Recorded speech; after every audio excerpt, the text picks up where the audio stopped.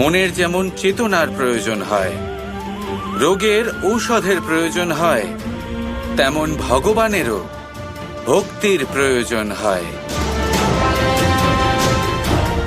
এই সংসারের প্রত্যেক পুরুষ নারীকে ছাড়া অপূর্ণই থাকবেন। সেই জন্যই তো শিবের পূর্বে গৌরী, রামের পূর্বে সীতা মায়ের এবং নারায়ণের পূর্বে লক্ষ্মীর নাম নেওয়া হয়। আর সেই জন্যই রাধা হলো কৃষ্ণের প্রাণ।